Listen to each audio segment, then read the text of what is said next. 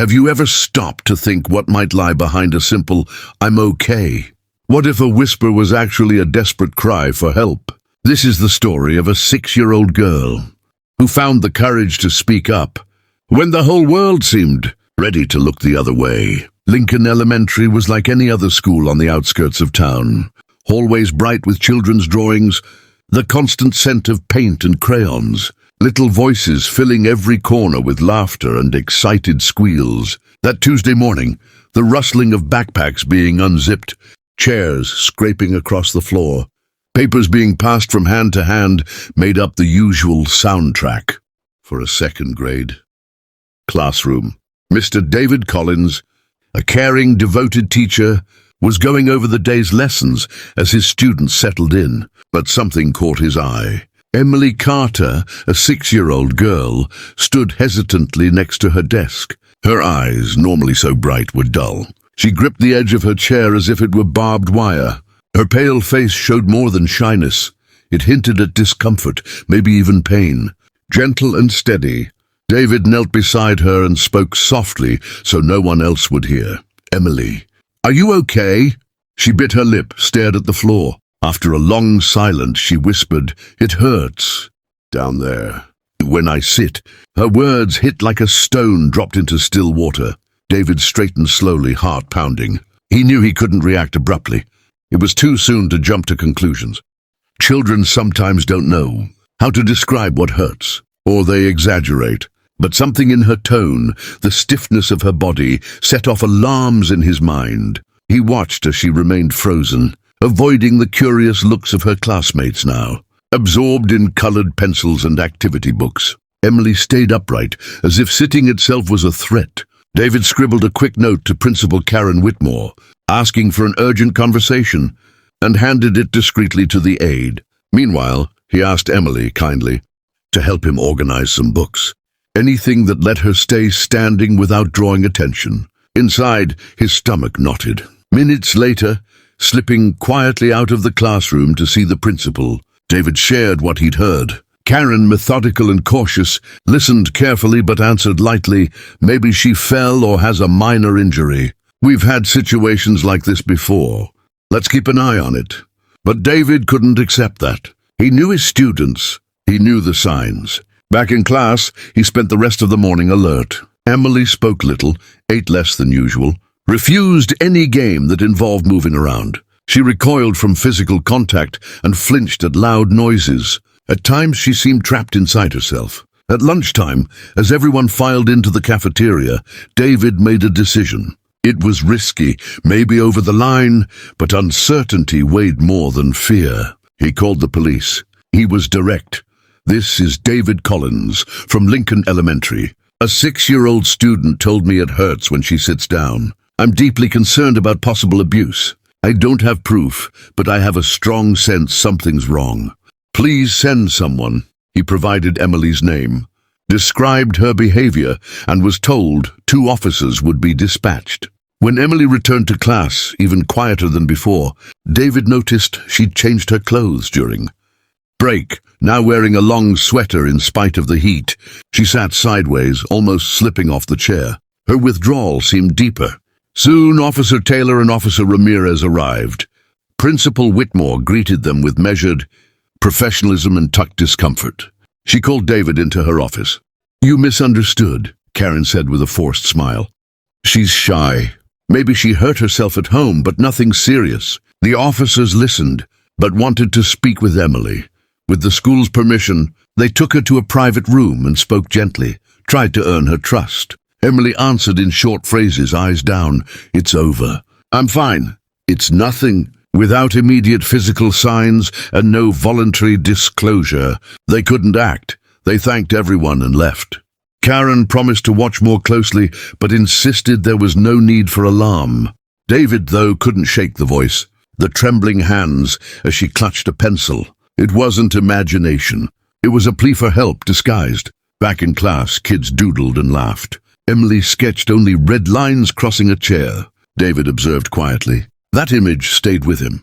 That night at home, David couldn't relax. The day's moments replayed in his mind. Emily standing, Emily saying it hurt. Emily in a sweater on a warm day. Emily's red-marked drawing. He took detailed notes, every nuance. He knew that if something truly serious was happening, every minute of inaction could cost dearly. But around him, everyone seemed to think it was all in his head. The next morning, he carried his books and lesson plans, and a new weight of urgency. Entering the classroom, he saw Emily already seated, legs together, hands folded in her lap.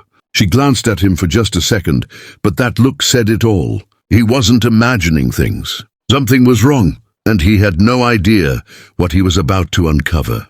The following morning arrived heavy and still, the sun filtering through the classroom, windows as if trying to warm a space that already held something cold and dense. David arrived early, revisiting his notes from the night before. He questioned whether calling the police had been the right step. The lack of solid proof still echoed in his mind like a silent accusation. Shortly after 8, 2 officers arrived. Officer Taylor, composed and gently reassuring, and Officer Ramirez, quiet and observant. They were shown into the principal's office by a school aide. David rose at once when he saw them. Principal Whitmore greeted them with a polite but tense expression. "Thank you for coming. I understand there was a call yesterday, but I'm sure this is just a misunderstanding," she said, taking control of the conversation. David remained silent until Taylor spoke directly to him. "Were you the one who called?" "Yes," he said. "My 6-year-old student said sitting down hurts her.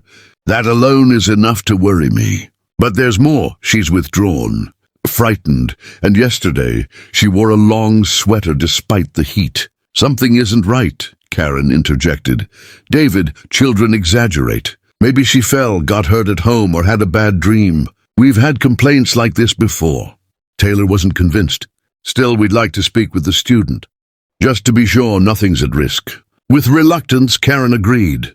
They brought Emily to the library, a quiet, private space with low bookshelves and colorful beanbags. The officers kept their tone gentle, avoiding anything that felt like an interrogation. Emily entered slowly, shoulders hunched, fingers curled around her sweater sleeves. Taylor got down to her level. "Hi, Emily. Can we talk for a bit? Just the 3 of us, okay?" Emily nodded but didn't speak. "Your teacher said you told him it hurts. We'd like to help if you want to tell us. It's okay to talk to us." She looked around, eyes welling up, but only said, "It's over." "I'm okay now." Taylor asked more, if she remembered what happened, if someone shouted at her or did something that made her sad. But every answer was brief and evasive, always, "It's over," or "I'm okay." Ramirez exchanged a look with Taylor. Without voluntary cooperation and no obvious physical signs, their hands were tied. They gently ended the conversation, handed Emily a small coloring book, and let her return to class.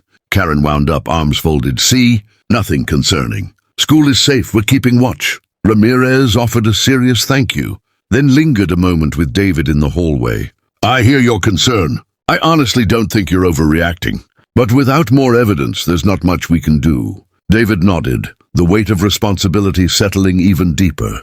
Back in class, Emily sat sketching in silence. The drawing froze David's heart. A solitary chair with red marks all around it and a sad face next to it. He approached slowly. "What did you draw, Emily?" She shrugged. "A place I know well." David silently pocketed the drawing, his throat tight. Later he showed it to Ms. Lisa Morgan, the school counselor, a sensitive, attentive listener skilled at reading between the lines. She studied the image and then looked up, serious. "This isn't random. These colors, the symbol, the chair suggest pain all around it. It's symbolic and alarming." Very alarming. He felt the weight of her words. If Emily couldn't or wouldn't speak directly, this drawing might be her clearest cry for help. That same day, as the children prepared for art class, David pulled Emily aside. "Would you like to tell me more about what's bothering you, Emily?" She shook her head, not no exactly, but as if to say she couldn't.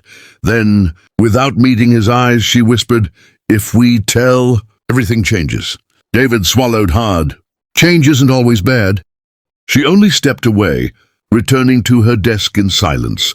That night, David studied the drawing again. He thought of her vague answer, the sweater in the heat, her lost gaze, the silences. The system couldn't step in yet, but he could keep listening, keep trying to understand, and protect. The next day, Emily arrived more withdrawn than ever, clutching a sketchbook against her chest. David wondered how many more signs before someone sees, and what if there isn't enough time? The next morning, the school seemed to run its usual course, hallways filled with laughter, kids racing along the waxed floors as their sneakers screeched, bells tinkling to announce the start of classes. But for David, time felt slowed. Something unsettled was building with each hour, like a cold breeze slipping through a poorly closed window.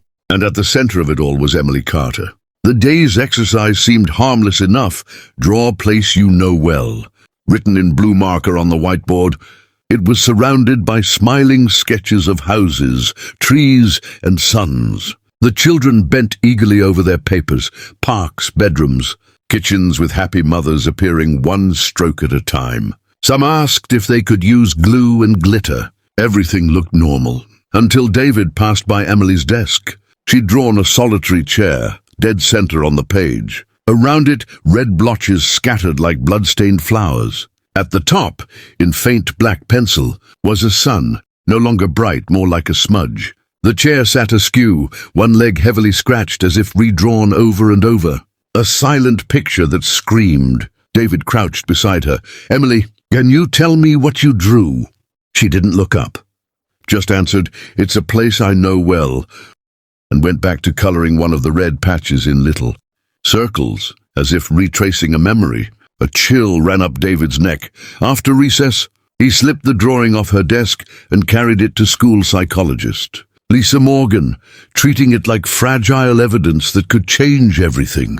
Lisa, soft-spoken and keen-eyed, studied the paper in silence for minutes. She turned it over, examined the strokes, the repeating tones, the layout. Finally, she looked up at David, grave.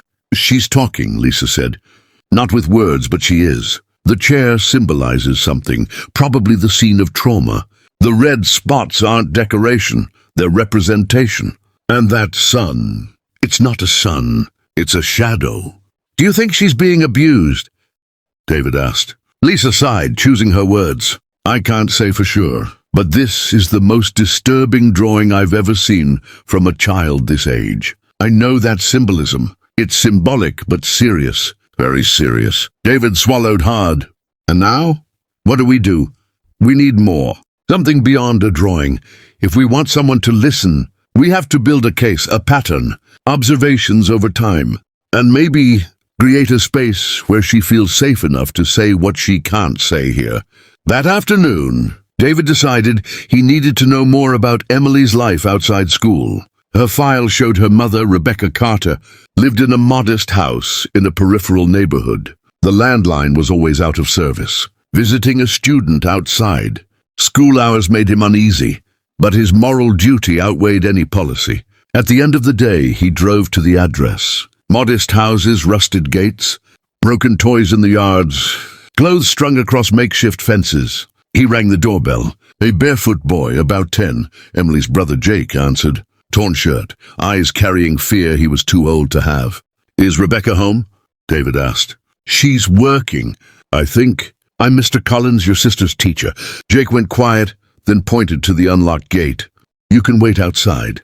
David nodded, staying on the porch. "How's Emily?" Jake hesitated, then whispered, "She cries sometimes, when Roger yells." "Roger?" "Her stepdad. He lives here with us." "And he yells at you?"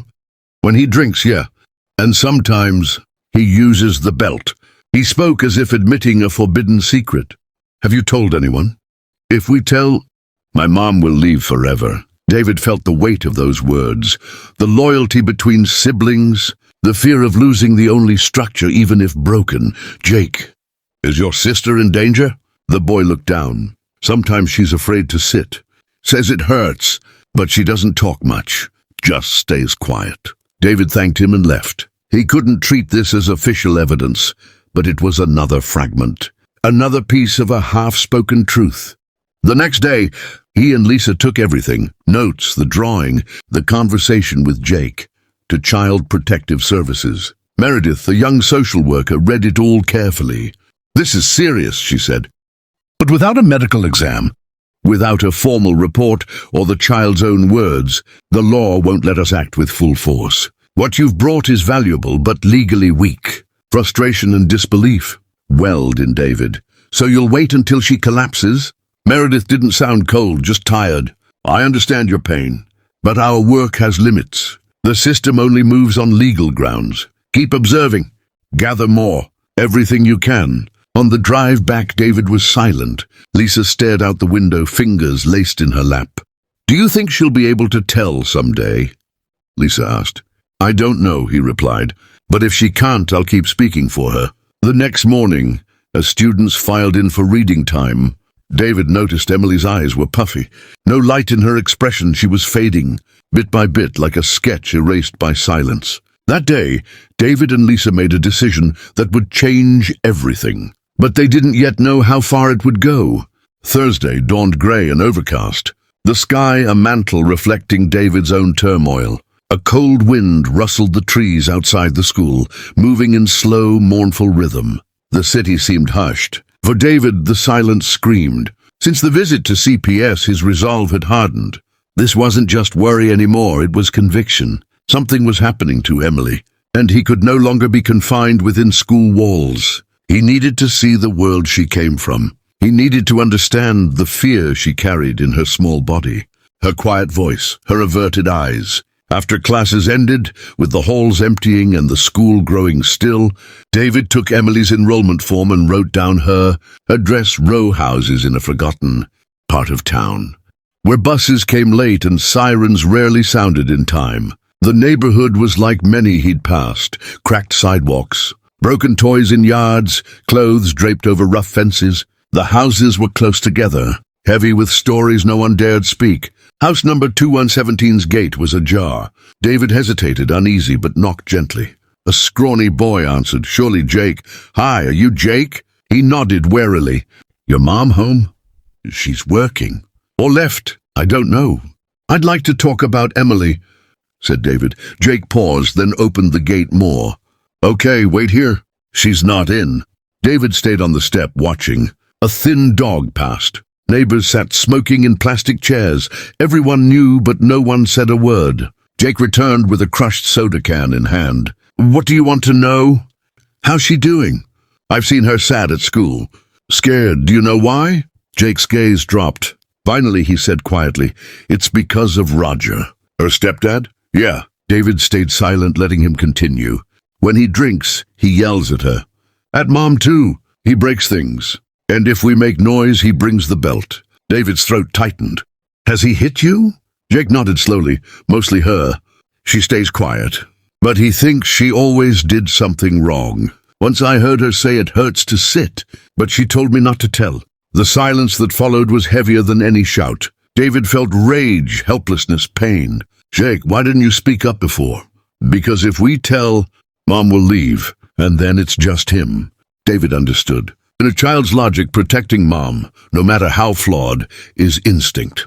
Reporting meant losing even that small structure. Jake, I promise I'm trying to help. Can I use what you told me? To protect Emily? Jake considered, then nodded. But don't tell him. He's dangerous. David thanked him and left, heart aching. He was walking on glass, every step painful. One wrong move could make things worse. But he knew he must continue. The next day, back at school, David shared everything with Lisa Morgan. Together, they repeated the process with CPS, though, knowing it might still be legally insufficient. This time they met Amanda, a senior social worker with tired eyes. After hearing all they had, we've seen this before, she said. The issue is, without a direct statement from the child or physical evidence, the judge won't grant removal. It's infuriating, but it's the system. David bristled. So we wait till there's bruises. Amanda shook her head. No, but we'll try a different approach.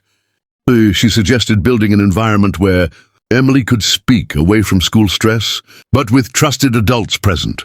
A neutral, welcoming space. With proper parental authorization, they could record their conversation, a precaution if Emily chose to speak. That afternoon, Emily was called. She entered slowly with her sketchbook in hand. Lisa sat on the floor among toys. David lingered in a corner, quiet. Hi, Emily. Lisa said with a gentle smile. I want to show you some new books. Can we look together? Emily nodded and sat on a cushion, careful. Lisa opened a book about emotions, faces showing joy, fear, sadness, anger. Emily pointed at fear, then at sadness. Have you felt those sometimes? Would you like to tell me why? Emily looked at the drawings for long seconds. Finally, she whispered, because he yells at me even when I'm quiet. Lisa didn't rush. She let her go on. Sometimes he puts me in dark corner and says it's my fault. Who does that, Emily? She hesitated, then very softly, Roger. David felt ice flood his stomach. The first time she'd said the name. Does he hit you? She nodded. With his hand. And sometimes the belt. Lisa gently held Emily's hand. You're never to blame, and we're going to help you. That night, David listened to the recording over and over. Each word was a kind of wound, but it was also a beginning. Finally, they had something concrete. The next day, with the audio secured under formal authorization from the psychologist and principal, they returned to CPS. Amanda listened, unmoving. Now we have grounds for an emergency measure, she said firmly. But there was one more step still, a medical exam to confirm injuries. Only then could they secure immediate removal from the home. David met Lisa's look. She understood without words. We'll wait for another sign. And that sign arrived sooner than they ever expected, but when it came, there would be no turning back. The next morning after Emily's revelation, David woke before his alarm. A quiet urgency ran through his veins, an anxiety that could no longer be ignored. At the kitchen table, he pushed aside his breakfast, reviewed for the 10th time the folder filled with documents. Emily's drawing, his notes, Jake's transcript, and now, most importantly, the recording of Emily's confession. He reached the school before anyone else and stopped by Lisa's office. She was already there, as if sleep had eluded her too. Exchanging swift, determined glances, they headed straight to Child Protective Services. The office sat in the city's administrative center, an old building of narrow corridors and the scent of aging paper and reheated coffee. The receptionist, a short-haired woman in thick glasses, recognized them and nodded without surprise. Amanda's expecting you. Inside, the social worker greeted them with a brief nod and steady gaze.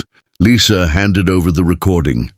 Protected by the school's authorization, Amanda listened with headphones on. The silence while she played it was unbearable. When it ended, she removed her headphones and placed her hands calmly on the desk. This recording is clear. It confirms psychological and physical abuse. But to intervene right now, we need a medical evaluation proving injury. The judge demands physical evidence to issue an emergency protective order.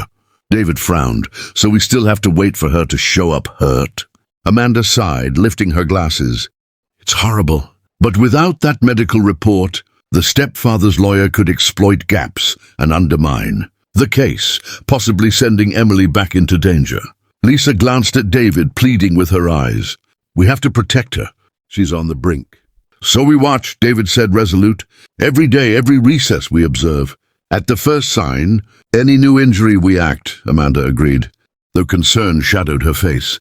And what if she doesn't come back to school? She will, David answered without hesitation. Because here someone listens. The days that followed were taut with tension. David watched Emily as if trying to solve a delicate puzzle. Each. Motion noted. Did she limp? Was she avoiding the chair? Were her books clutched close? Emily withdrew further, talked less, stopped drawing, sat rigidly. Lisa coaxed gentle conversation. But Emily answered only, I'm fine, and as if begging not to press deeper. Then on an unbearably hot Wednesday, the sign came. During recess, David watched her on the seesaw. When Emily raised her arms to balance, her sweater rode up for a moment, and there, in a glimpse, were broad purple bruises across her shoulders and back. They matched belt stripes. David crossed the courtyard with swift, steady steps, forcing calm. Emily, it's so hot today. Would you like to take off your sweater? She looked at him, said nothing, then shook her head. He softened his voice, just making sure you feel okay. He stepped away, pulled out his phone, and dialed. David Collins, Lincoln Elementary. I need a unit here now. There's visible evidence of abuse on a student. I can't let her go home without protection. The dispatcher confirmed. David turned to Lisa. It's now. Minutes later, Officers Taylor and Ramirez returned. They walked straight to the yard, where Emily remained seated tensely. Lisa called her over gently. Emily, sweetheart, would you like to walk with me to the nurse's office? Just to make sure you're okay. Emily hesitated, then followed Lisa. Inside, Lisa spoke softly. Mind if we take off your sweater? Just so you feel more comfortable. Emily removed it slowly. Beneath, her thin shirt revealed bruises across her shoulders, back, and arms. Officer Ramirez took discreet photos. No flash, respectful and calm. Taylor made a call. We have the injuries. We're taking her to the hospital. Standard procedure. Medical report requested urgently. David went with Emily to the police car. She looked out the window, silent. When Lisa knelt and whispered she was safe now, Emily asked quietly, Does he know I'm here? David answered firmly, Even if he does, he can't hurt you anymore. At the hospital, the pediatrician confirmed the marks weren't accidental. They indicated repeated impact injuries. The report was sent straight to CPS. That same day, Amanda secured the judge's ruling, an immediate protective order. Emily would be removed from home and placed in a child care shelter while the investigation continued. When Lisa and David learned the news in the school hall, they hugged, exhausted but silently relieved. She's protected, Lisa said in disbelief. For now, David answered. But the work isn't over. That night, Emily went to a shelter run by Dolores Haynes, a veteran social worker known for warmth and diligence. The place was simple but welcoming, walls of children's artwork, tidy beds, well-kept dolls. Dolores greeted Emily with a gentle smile. Welcome, Emily. Here you'll rest, eat well, and sleep without fear. Separated from David and Lisa, Emily didn't cry out. She wept softly, recognizing that safety didn't erase her pain. On the drive home, David sat in silence. For the first time in days, he didn't know what to feel. Not relief exactly, a pause, a fragile interval. He understood that what lay ahead would demand even more courage. That first night at the shelter, Emily drew in her sketchbook, a different house with windows and curtains, a child looking out. Beside her, two figures, a bespectacled woman and a bearded man with a gentle expression. In the bottom corner, she scribbled the word safe. The next morning, school felt emptier without her. David sat quietly at her desk, missing the look that had pleaded for help in silence. But for the first time, he felt hope. A new path was open, and he didn't yet know what lay ahead. Friday's sun felt stronger than usual. The tree shadows in the Lincoln Elementary playground were sharply defined, and the heat drove the children to the shade. But David noticed none of it. His eyes stayed fixed on Emily. She'd returned to school that morning on a temporary reprieve from the social worker. Part of her reintegration and monitoring, Dolores walked her in, holding Emily's small pink star-patterned backpack. She's nervous, but she wanted to come.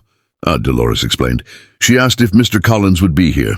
Always, David replied, offering her a gentle smile and hiding the emotion behind it. Emily entered quietly, eased into her seat with care. Lisa arrived early too, keeping watch from a distance. The morning unfolded calmly. Emily drew more than she spoke, but she no longer averted her gaze. Once when a classmate joked about colored pencils, she even cracked a small smile. It felt like hope. Then recess changed everything. David was supervising outdoors when he saw Emily chasing after a ball, her first energetic play since it all began. For a moment his heart lifted. She raised her arms to catch the ball, and the edge of her sweater rode up. That's when he saw them. Bruises, deep purple streaks crossing her back like belt marks, old yellowing spots near her shoulders. The world froze. His stomach churned. He walked toward her quickly, voice calm. Emily, it's hot today, isn't it? She nodded. Let's go to the nurse's office for a moment, okay? She followed him, trusting. Lisa closed in behind them. In the nurse's office, with gentle help, Emily removed the sweater. Her white shirt underneath hid nothing. The marks were clear, undeniable, unacceptable. Lisa lifted the phone. Police? Now we have visible physical signs of abuse. We need a unit immediately. David watched quietly. not wanting to frighten Emily, but anger burned inside him. A fury for the silence she'd endured too long. Minutes later, officers Taylor and Ramirez arrived. They already knew the case and what to look for. With utmost care, they examined Emily's injuries. Ramirez photographed them, this time with proper medical school documentation and signature. "This is more than sufficient," Taylor said. "We're taking her to the hospital. Medical report is priority." Emily looked at David before getting into the squad car. He knelt, taking her small hands. "He doesn't know you're here," David said firmly. "And even if he did, he can't hurt you anymore." At the hospital, pediatricians confirmed the injuries weren't accidental. They showed repeated impact by an object. The report was finalized quickly and forwarded to DCS. Amanda wasted no time. Within hours, the judge had issued a protective order, removing Emily from the home that very day. Back at school, Lisa embraced David in the hallway. "She's protected," she whispered, nearly in disbelief. "For now," David replied. "The work isn't over." That night, Emily went to a shelter run by veteran social worker Dolores Haynes, a warm, no-nonsense place with children's drawings on the walls, tidy beds and carefully kept dolls. Dolores greeted her with a soft smile. "Welcome, Emily. Here you'll rest, eat well, and sleep without fear." Separated from David and Lisa, Emily didn't cry out. She wept quietly, as if she understood that safety wouldn't erase the hurt. In the shelter's quiet, Emily drew that night. A different house with windows, curtains, a child peering out. Beside her, two figures, a woman with glasses and a gentle-faced, bearded man, and the word "safe" scrawled in the corner. The next morning, the school felt emptier without her. David sat by her empty desk, the familiar silent plea in his mind, and this time a spark of hope. Later that afternoon, the social services car pulled up at the shelter. Emily stared at the window, clutching her teddy like a shield. Dolores opened the door. "We've arrived, sweetheart. This is your safe place for now." Emily stepped out slowly into a two-story home with a front garden, where simple flowers grew in makeshift pots. Curtains fluttered on the windows. It was plain but kind. Dolores led her inside, showing the living room with colorful cushions, a little children's library, and a kitchen smelling of fresh bread. "This is your bedroom," Dolores said, opening its door with a soft smile. "It's just for you, and that closet is for your things." Emily said nothing. She sat on the bed's edge, staring at the floor. Dolores knelt beside her. "I know this is new, maybe even scary, but you're safe here. No one will hurt you." Emily nodded quietly, not raising her eyes. Dolores respected her silence, offering only a gentle hand. "When you want to talk, I'll be here, always." In the following days, Emily continued to speak little. She kept to herself, ate slowly as if each bite summoned painful memories, and slept with a light on. Her worn teddy was her only steadfast companion. Dolores didn't force conversation. She knew healing came through consistent presence. Each evening, she sat by Emily's bed with a short story or left a hopeful note on the pillow. At school, David checked in daily with Lisa and Dolores, asking if Emily was eating, resting or smiling even briefly. Every small detail anchored him against the ongoing helplessness. "She drew a lake today," Lisa reported in one call, and wrote, "The lake is quiet, but I am no longer. I think it means something." David managed a real smile for the first time in days. By week's end, Dolores suggested Emily write letters to her teddy, to herself, even to Mr. Collins. Emily wrote just one line, "I'm beginning to breathe without pain." That note, in a pale blue envelope, reached David later. He read it silently after class, eyes stinging. On Saturday, with court permission and shelter escort, Emily returned to school, not for class, but just to revisit the halls. Dolores and Lisa accompanied her. David waited at the entrance, hands trembling. Emily approached him, not running, but with purpose, and embraced him. It was a brief hug, but weighty. "You listened?" she whispered. "I'll always listen," he replied. She wandered the hallways, as one revisiting a place of memories. Paused at her old desk. "I used to sit here," she said. "But now, I can choose where to sit." David swallowed. On their way out, she left a drawing on the staff room wall, a bright sun, a house, two children hand in hand, and a figure labeled Mr. C. That evening at the shelter, Emily asked to sleep with the light off for the first time. Dolores checked on her in the small hours. Emily was asleep, clutching her teddy, a faint smile on her face. Still, peace remained fragile. Sunday breakfast brought a quiet question. Will they find my mother? Dolores answered gently, they're looking. If she wants to see you, it'll be safe and carefully arranged. Emily paused, thoughtful, then said, I still love her, even though she didn't save me. Dolores stroked her hair. Love is complicated, but it's not wrong. You have a good heart, and that's beautiful. Later, Rebecca would be located. But in that moment, Emily simply waited, unsure what came next. She knew Roger was gone, but not for how long. She could sleep in safety, but still woke startled. Dolores kept daily notes on Emily's behavior, drawings and words for the judge's report. Even so, some nights Emily asked, will I still be here tomorrow? Dolores always replied, as long as you need. This will be your home. At school, David prepared new gentle activities, left small notes on his desk for her return. Lisa printed cards, strength, light, hope, ready in the counselor's office. And in the shelter, Emily wrote, today the world feels less heavy. She knew the journey was far from over, but a new path had begun. That Friday, the sun felt unusually intense, sharp. Shadows from the trees danced on Lincoln, Elementary's playground, and the heat pushed kids toward every patch of shade. But David didn't see any of that. His eyes were locked on Emily. That morning, Emily had returned to school under a temporary pass from her social worker as part of her reintegration process. Dolores brought her in, holding Emily's small pink backpack with star prints. She's nervous, Dolores whispered, but she wanted to come. She asked if Mr. Collins would be here. Always, David answered, offering a soft smile to hide his emotion. Emily slipped quietly into class and settled at her desk with care. Lisa had come early too, watching from afar. During the morning, everything seemed calm. Emily drew more than she spoke, but she no longer turned away. She even cracked a small smile once when a classmate joked about colored pencils. Then recess changed everything. David was supervising outside. When he saw Emily chasing a ball, her first lively play since all this began, she reached for it, arms raised, and for a moment her sweater lifted. That's when he saw them. Bruises, deep purple streaks across her back like belt marks, and pale yellow spots near her shoulders, signs of older wounds. Time froze. David's stomach twisted. He walked toward her, voice steady. Emily, you must be warm today, right? She nodded. Let's go to the nurse's office for a minute, okay? She followed without hesitation.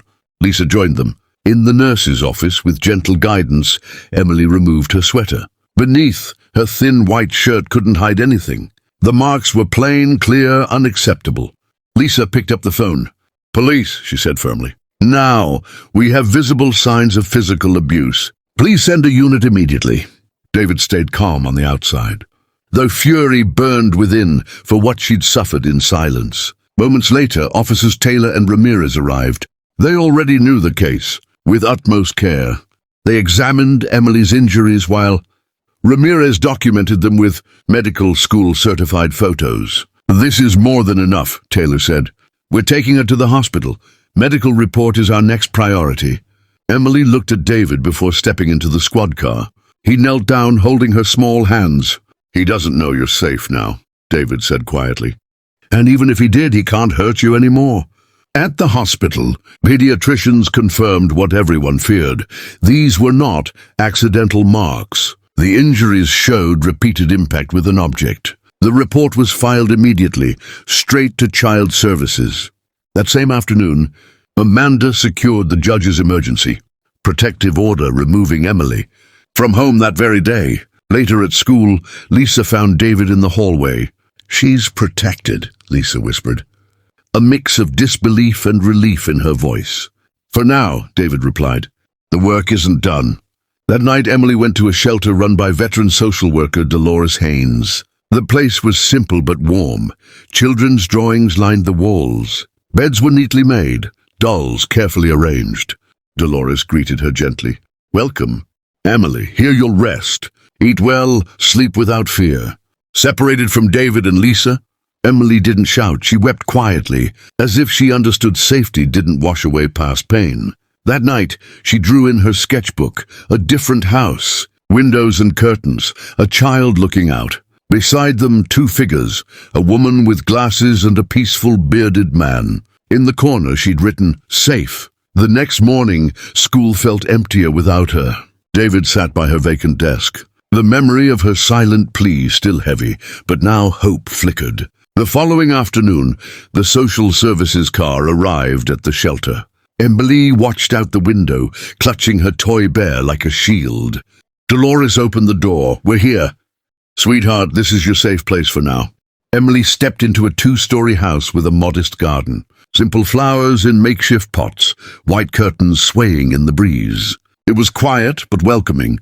Dolores led her inside, a living room with colorful cushions, a little library, and a kitchen smelling of fresh bread. "This is your bedroom," Dolores said gently, pushing the door open.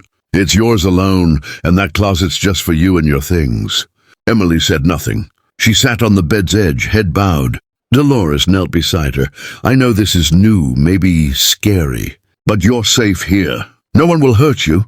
Emily nodded quietly. Dolores respected her silence, simply offering a steady hand.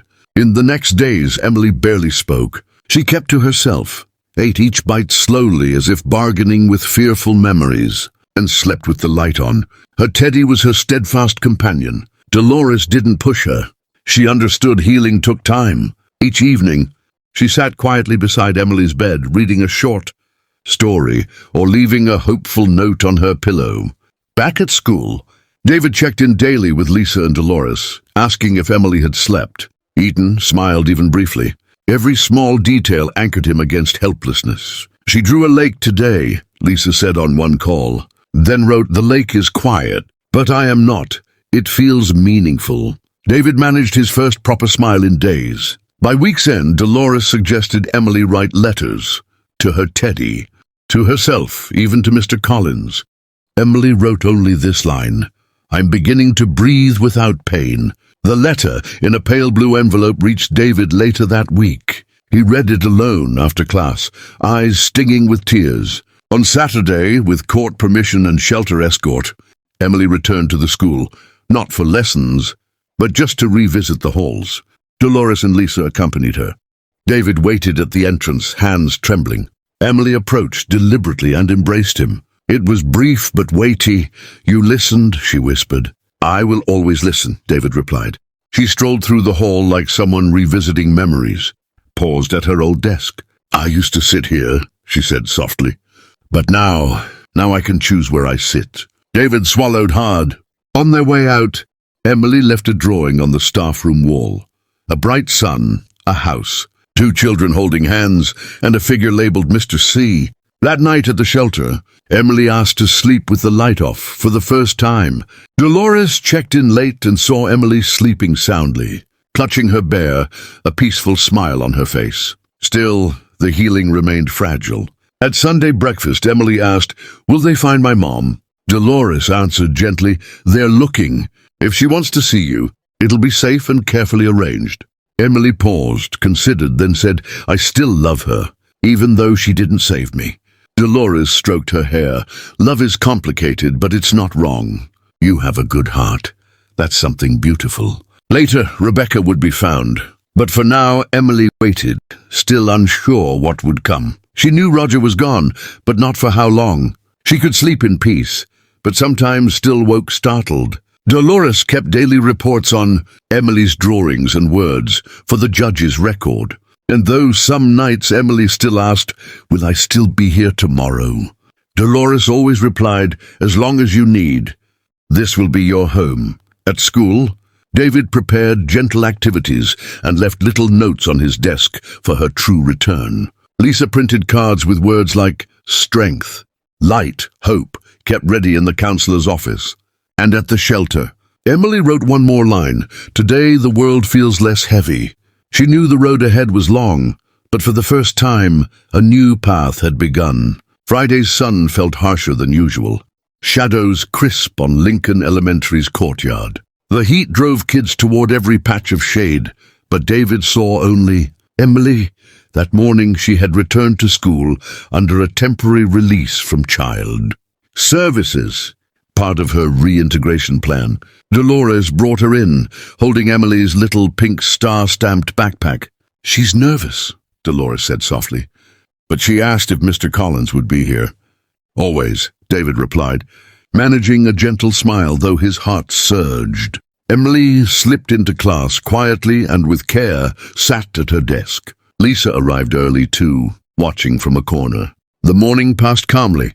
Emily drew more than she spoke, but no longer turned away. Once, she even cracked a slight smile at a classmate's joke about colored pencils. Then recess changed everything. David watched as Emily chased a ball across the playground, her first playful energy since the ordeal began. She reached up to catch it, her sweater lifting, and there he saw them, deep purple bruises, streaking across her back like belt scars, and yellowing marks on her shoulders. Time froze. His stomach knotted. He approached with calm words. "Emily, you must be hot, right?" She nodded. "Let's go to the nurse's office for a moment, okay?" She followed him without hesitation. Lisa joined them. In the nurse's office, Emily lifted her sweater. Her thin white shirt revealed everything. The bruises were unmistakable, no denial possible. Lisa dialed. "In police now, we have visible signs of abuse. Please send a unit immediately." David stayed composed, though inside he burned, for all the silent suffering she had endured. Minutes later, officers Taylor and Ramirez arrived. Already familiar with the case, they examined Emily's injuries tenderly while Ramirez documented them with medical-certified photos. "This is more than sufficient," Taylor said. "We'll take her to the hospital. Medical report is a priority." Emily checked in with David before stepping into the squad car. He knelt holding her small hands. "He doesn't know you're safe now," David said gently. "And even if he did, he can't hurt you anymore." At the hospital, pediatricians confirmed what everyone feared, repeated impact injuries. The report was filed rapidly. That same day, Amanda secured a judge's emergency protective order, removing Emily from home immediately. Back at school, Lisa found David in the hallway. "She's protected," she said softly. "For now," he answered. "The work isn't over." That night, Emily was taken to a shelter run by veteran social worker, Dolores Haynes, a humble place, but safe, with childlike drawings on the walls and neat beds. Dolores greeted her gently. "Welcome. Emily, here you'll rest. Eat well, sleep without fear." Separated from David and Lisa, Emily didn't cry out. She sobbed quietly, safe now, yet sorrowful. That night in the shelter, she drew a house with windows, curtains, a child looking out. Beside her, two gentle figures, a woman with glasses and a bearded man. In the corner she wrote, "Safe." The next morning school felt empty without her. David sat by her desk, her silent plea still with him. But now hope glinted. Days later, a social services car drove to the shelter. Emily watched from the window, clutching her teddy. Dolores opened the door. "We've arrived. Sweetheart, this is your safe place for now." The home was modest. 2 stories, a small front garden with simple flowers. Curtains swayed in the breeze. Dolores led her inside, a living room with soft cushions, a children's nook with books, and a kitchen smelling of baking bread. "This is your bedroom," she said softly, opening the door. "It's yours alone, and that closet's just for your things." Emily said nothing. She sat on the bed's edge, head bowed. Dolores knelt beside her. "I know this is new and maybe scary, but you're safe. No one will hurt you." Emily nodded quietly. Dolores offered only a steady hand. In the following days, Emily spoke little.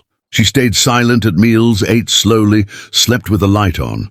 Her teddy was constant. Dolores didn't push her. She understood healing takes time. Every evening, she sat beside Emily's bed with a short story or a note on the pillow. Back at school, David checked daily with Lisa and Dolores, asking if Emily ate. Slept, smiled even for a moment. Each small detail grounded him. "She drew a lake today," Lisa said one afternoon. She wrote, "The lake is quiet, but I am not anymore. It feels meaningful." David managed his first real smile in days. By week's end, Dolores suggested Emily write letters to her teddy, to herself, to Mr. Collins. Emily wrote one line, "I'm beginning to breathe without pain." That note, in a pale blue envelope, arrived for David later. He read it quietly after school, tears pricking his eyes. On Saturday, with court permission and shelter escort, Emily returned not for classes, but to revisit the halls. Dolores and Lisa supported her. David waited at the entrance, heart thudding. Emily approached deliberately and hugged him, short but heavy with significance. "You listened," she whispered. "I will always listen," David replied. She strolled down memory-lined corridors, pausing at her old desk. "I used to sit here," she said softly. "But now I can choose where to sit." David swallowed. Before leaving, she placed a drawing on the staff room wall. A bright sun, a house, 2 children holding hands, and a figure labeled Mr. C. That night in the shelter, Emily asked for the first time ever to sleep with the light off. Dolores checked on her in the quiet hours. Emily slept soundly, hugging her teddy, a peaceful smile on her face. Still, peace remained delicate. Sunday morning, Emily asked, "Will they find my mom?" Dolores answered gently, "They're looking. If she wants to see you, it'll be safe and carefully arranged." Emily considered, then said, "I still love her, even though she didn't save me." Dolores stroked her hair. "Love can be complicated, but it's not wrong. You have a kind heart, and that's beautiful." Later, Rebecca would be located, but for now, Emily simply waited. She knew Roger was gone, though not for how long. She could sleep in safety, but sometimes still woke startled. Dolores kept daily notes of Emily's drawings, birds, reactions for the judge's report. And though some nights Emily still asked, "Will I still be here tomorrow?" Dolores always replied, "As long as you need.